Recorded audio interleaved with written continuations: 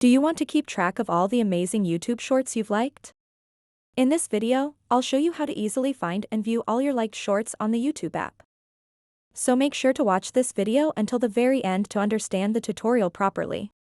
To get started, open up the YouTube mobile app and then tap on the library button at the bottom right corner of the screen. After that, tap where it says, Liked Videos.